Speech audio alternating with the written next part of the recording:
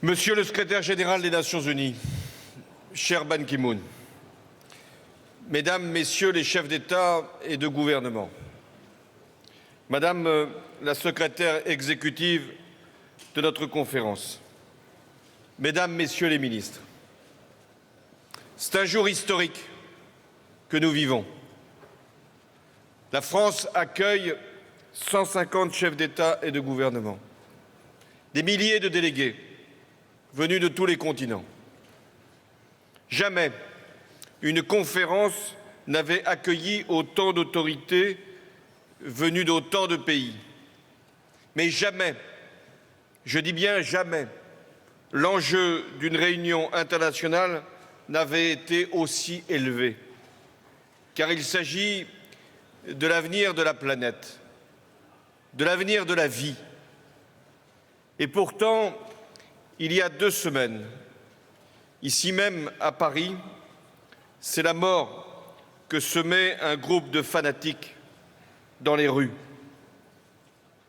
Je veux ici vous exprimer la reconnaissance du peuple français pour toutes les marques de soutien, tous les messages, tous les signes d'amitié que nous avons reçus depuis le 13 novembre.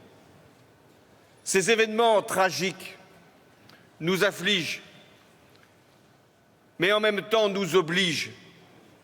Ils nous forcent à nous concentrer sur l'essentiel. Votre présence soulève un immense espoir que nous n'avons pas le droit de décevoir, car ce sont des peuples et des milliards d'êtres humains qui ont le regard porté sur nous. Je n'oppose pas la lutte contre le terrorisme à la lutte contre le réchauffement climatique. Ce sont 2 grands défis mondiaux que nous devons relever, parce que nous devons laisser à nos enfants davantage qu'un monde libéré de la terreur. Nous leur devons une planète préservée des catastrophes, une planète viable. L'année que nous venons de vivre a été l'année de tous les records.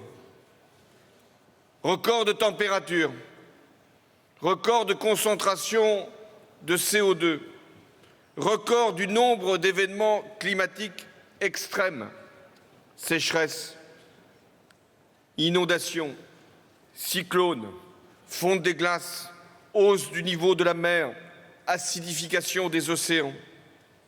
Les victimes de ces phénomènes se comptent par millions et les dommages matériels par milliards. Aucun pays, aucune région n'est à l'abri des effets du dérèglement climatique. Mais comment accepter que ce soit les pays les plus pauvres, ceux qui émettent le moins de gaz à effet de serre, ceux qui sont les plus vulnérables, qui soient encore davantage touchés? C'est au nom de la justice climatique que je m'exprime aujourd'hui devant vous. C'est au nom de la justice climatique que nous devons agir. Prenons conscience de la gravité de la menace sur les équilibres du monde. Le réchauffement annonce des conflits comme la nuée porte l'orage. Il provoque des migrations qui jettent sur les routes plus de réfugiés que n'en génèrent les guerres. Des États risquent de ne plus pouvoir satisfaire les besoins vitaux de leur population, avec des risques de famine, d'exode rural ou d'affrontement pour accéder à ce bien de plus en plus rare qui s'appelle l'eau. Oui, ce qui est en cause avec cette conférence sur le climat, c'est la paix. Et pourtant, une espérance s'est levée avec la préparation de la COP 21. La communauté internationale s'est dotée en septembre dernier d'un agenda complet à travers les objectifs de développement durable qui ont été adoptés lors de l'Assemblée générale des Nations unies, et je veux en féliciter le secrétaire général Ban Ki-moon. 190 États, c'est-à-dire la quasi-totalité des pays de la planète ont formulé des plans d'action pour réduire les émissions de gaz à effet de serre et s'adapter au dérèglement climatique. Et puis tous les acteurs de la société mondiale, les collectivités locales, les entreprises, les investisseurs, les citoyens de toutes les grandes régions se sont également engagés pour le climat. À cette prise de conscience, à cette mobilisation s'ajoutent les progrès fulgurants réalisés dans les énergies propres et renouvelables qui ouvrent la perspective d'une économie non carbonée. Alors, pour réussir cette conférence, la France a jeté toutes ses forces et mobilisé l'ensemble de son gouvernement, à commencer par le ministre des Affaires étrangères, Laurent Fabius, qui va présider cette conférence. J'ai moi-même visité les régions les plus affectées par le changement climatique. J'en suis revenu avec la même conviction. Nous devons assurer un développement durable et équitable sans pour autant compromettre les ressources limitées de notre planète. Telle est l'équation que nous avons à régler ensemble pendant cette conférence. J'ai voulu que les chefs d'État et de gouvernement du monde entier soient rassemblés dès le début de nos travaux, pour donner à cette conférence un souffle et une ambition à la hauteur de l'enjeu. Car le 12 décembre, un accord doit être trouvé à Paris.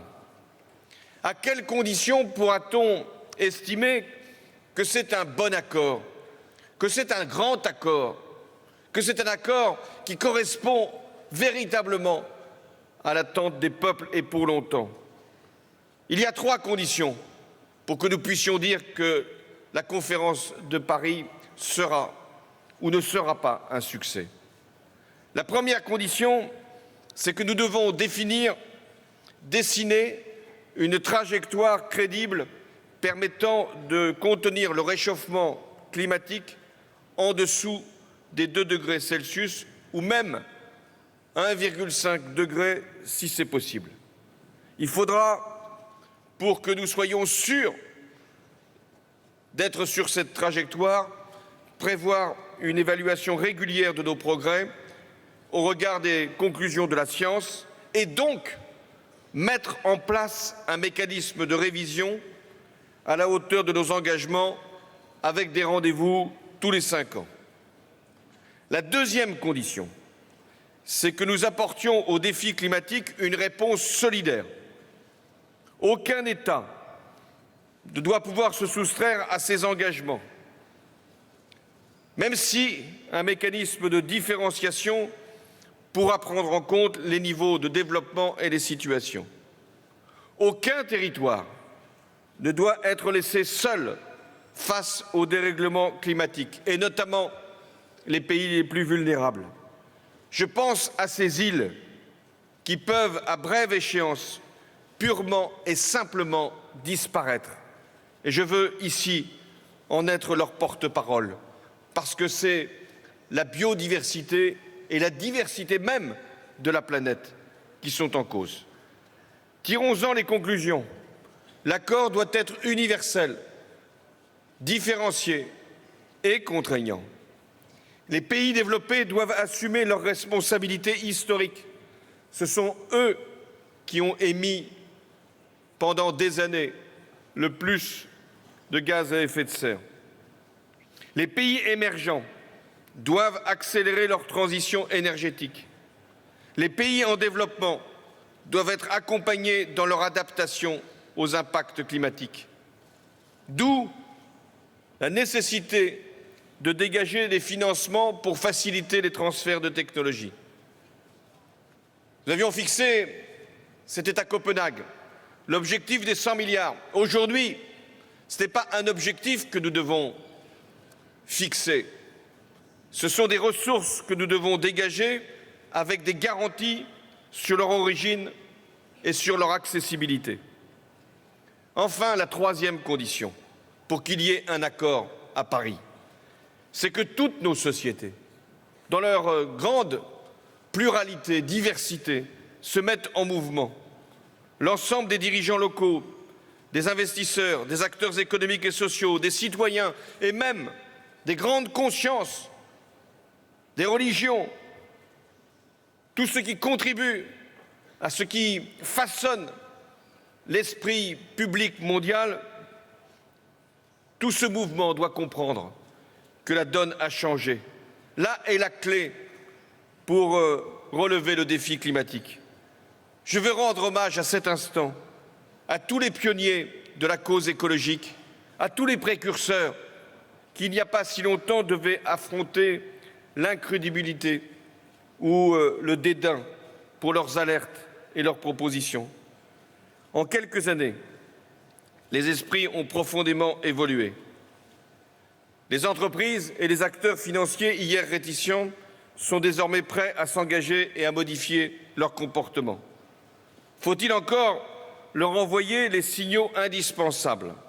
C'est l'enjeu de l'introduction progressive du prix du carbone pour que les émissions de gaz à effet de serre aient un coût qui corresponde aux dommages infligés à la planète. Et pour que les choix d'investissement soient peu à peu modifiés afin que toutes les technologies puissent être accessibles à tous. Mesdames et Messieurs les chefs d'État et de gouvernement, pour résoudre la crise climatique, je vous le dis franchement, les bons sentiments, les déclarations d'intention ne suffiront pas. Nous sommes au bord d'un point de rupture. Paris doit être le départ d'une profonde mutation. Nous ne pouvons plus considérer la nature comme un vulgaire et inépuisable réservoir de ressources destiné à notre seul et plein accomplissement. Cette transformation est à la fois une obligation morale et une opportunité mondiale, parce qu'elle nous ouvre des possibilités de développement avec des énergies renouvelables, des modes de transport propres, le recyclage des déchets, l'agroécologie, la préservation de la biodiversité, l'accès de tous aux biens publics mondiaux. Ainsi, en rendant l'électricité accessible à tous, et notamment en Afrique, c'est plus que la lumière qui sera apportée, c'est la connaissance, c'est l'éducation, c'est le développement.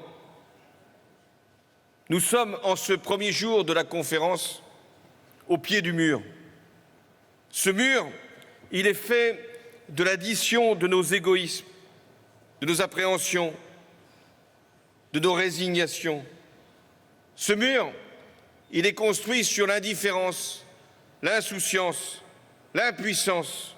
Ce mur, il n'est pas infranchissable. Tout dépend de nous. Mesdames et Messieurs les chefs d'État et de gouvernement, sur vos épaules repose l'espoir de toute l'humanité. Je mesure, moi-même, dans la tâche que j'accomplis, combien combiner l'impératif de l'urgence avec ce qu'elle implique, y compris avec les événements tragiques, et les choix du long terme. Oui, cet équilibre n'est pas facile à trouver, mais là encore, il nous oblige. Notre plus grand défi, c'est de passer d'une mondialisation fondée sur la compétition à un modèle basé sur la coopération, où il sera plus rentable de protéger que de détruire. Nous devons penser la planète comme un espace unique, établir un pacte d'équité entre le Nord et le Sud et un partenariat entre l'homme et la nature. C'est pourquoi nous sommes réunis, nous les dirigeants de la planète. C'est pourquoi Paris est un rendez-vous exceptionnel. Nous allons décider en quelques jours, pour quelques décennies. Le plus grand danger n'est pas que notre but soit trop élevé et que nous le manquions.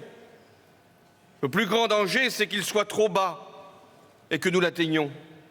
Alors, plaçons-nous au plus haut niveau pour que, au moins, nous puissions approcher cette ambition. Car il s'agit de décider ici, à Paris, de l'avenir même de la planète. Merci.